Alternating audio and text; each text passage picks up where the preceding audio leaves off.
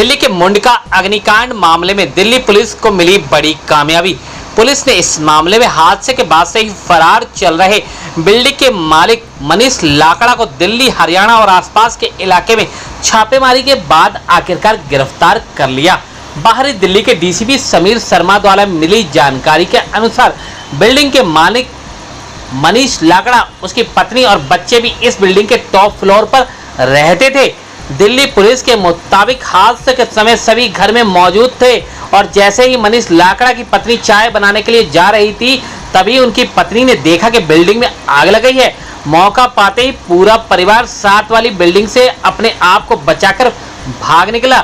DCP Sameer Sharma ने बताया कि हादसे के समय कंपनी में एक मोटिवेशनल ट्रेनिंग चल रही थी, जिसमें तकरीबन 80 से 100 लोग मौजूद थे। डीसीपी समीर शर्मा ने बताया कि इस हादसे में 27 लोगों का शव मिला है, जिसमें 21 महिला और 6 पुरुष शामिल हैं। साथ ही डीसीपी ने बताया कि 27 में से 8 शवों की पहचान हो गई है, जिसे पोस्टमार्टम के लिए भेज दिया गया है। डीसीपी समीर शर्मा ने कहा कि इस मामले में किसी को नहीं बख्शा जाएगा।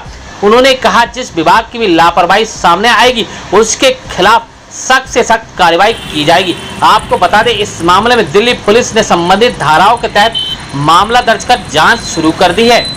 13 तारीख को पीसीआर कॉल आई थी 4:50 की, और इसमें आग की कॉल आई थी पीएस मुंडका में, और इसमें हमारी पुलिस सबसे जल्दी तेज़ी से गई और वहाँ पे विदिन 5-10 मिनट्स पहुँची और वहाँ पे जाके देखा कि वहाँ पे आग लगी हुई है। लोग सेकंड फ्लोर की बिल्डिंग में फंसे हुए थे, और फिर पुलिस ने और लोगों ने मिलके साथ वाली बिल्डिंग के शीशे तोड़े और वहाँ से लोगों को रेस्क्यू करना स्टार्ट किया।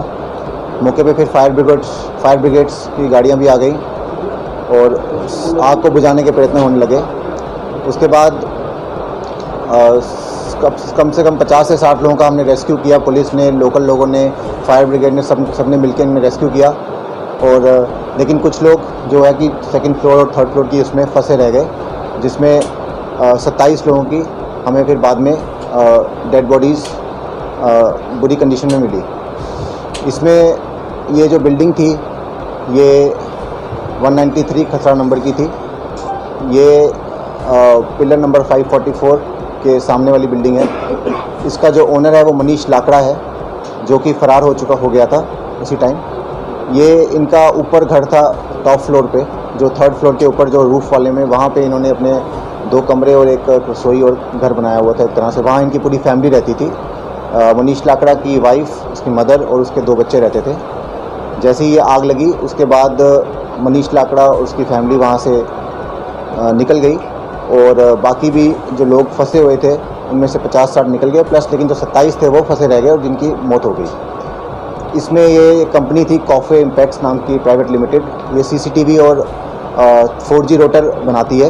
ये एक असेंबलिंग यूनिट थी वहाँ पे, और यहाँ पे ऑफिस का काम भी था।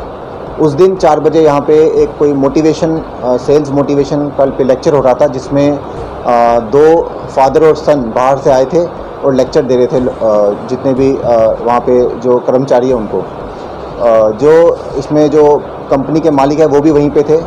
वो भी वहाँ से बच के निकल गए, मतलब इन द सेंस रेस्क्यू हो गए, और उनको हमने अपने डिटेन किया। प्लस इसमें फिर हमने एफआईआर रजिस्टर की। इसमें हमने 304, 308, 120B, 34 आईपीसी में एफआईआर रजिस्टर की, और इसमें हमने जो इसके जो कंपनी के मालिक थे उनको हमने अरेस्ट किया।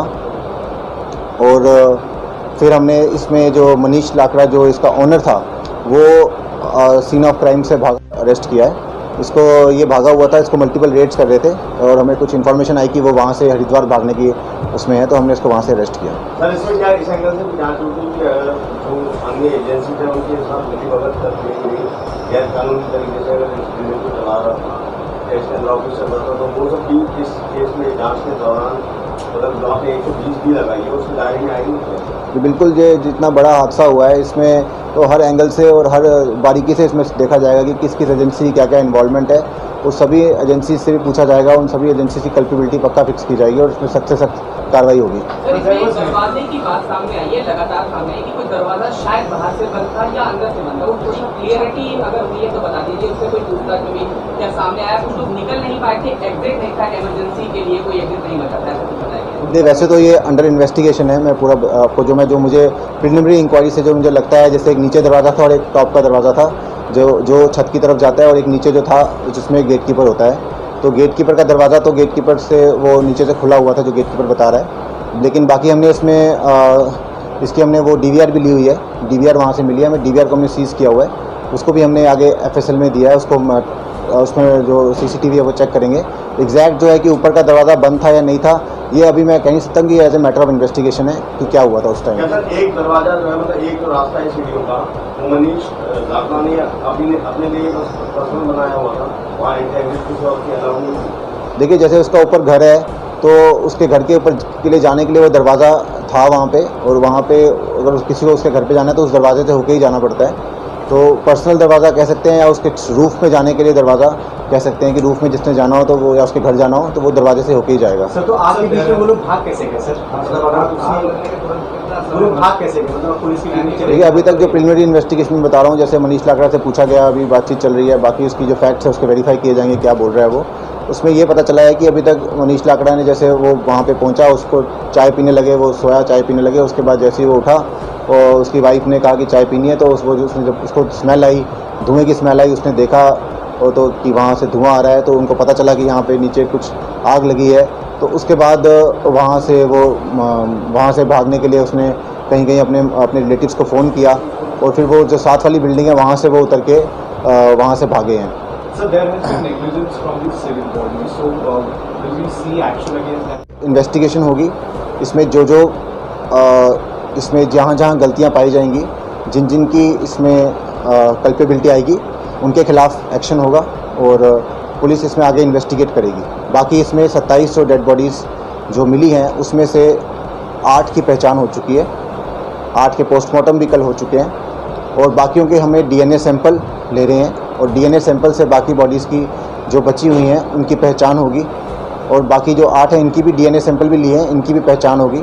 और इसमें जो आंकड़ा है मेरे पास, उसमें टोटल जो डेड बॉडीज़ हैं, इसमें से जो मिसिंग पर्सन क्यूरीज़ आई हैं हमारे पास, वो भी 27 आई हैं। उसमें हमारे पास 21 फीमेल की मिसिंग क्यूरीज़ आई है और 6 मेल की आई है। और डेड बॉडीज़ को आइडेंटिफाई करने में हम 14 फीमेल आइडेंटिफाई कर चुके हैं और 3 मेल आइडेंटिफाई कर चुके हैं। बाकी इसमें अभी DNA सैम्पलिंग हो रही है, प्रोसेस है ये। इसको थोड़ा हम जितनी जल्दी हो सके इसको DNA सैम्पलिंग करके पता चल जाएगा कि किसकी कौन सी बॉडी है। विदिन 5-10 डेज़ में हम इसको कंप्लीट करने की कोशिश करेंगे, और बाकी की जो आगे की जो इन्वेस्टिगेशन है, इसमें जिस का रोल आएगा उसमें हम किया है। और आपको जैसे मैं बता रहा हूँ कि ये एक बहुत बड़ा हादसा है, ये इसमें हम जो भी मैक्सिमम एक्शन होता है वो करेंगे, कोई भी इसमें चूक नहीं बरती जाएगी। सर, गोयल ब्रदर्स को आपने रेस्क्यू कराया है? गोयल ब्रदर्स जो हैं वो रेस्क्यू हुए थे हमारी मदद से, हमारी पुलिस और पब्लिक की मदद से रेस्क्यू हुए थे, और उनको भी हमने अरेस्ट किया है।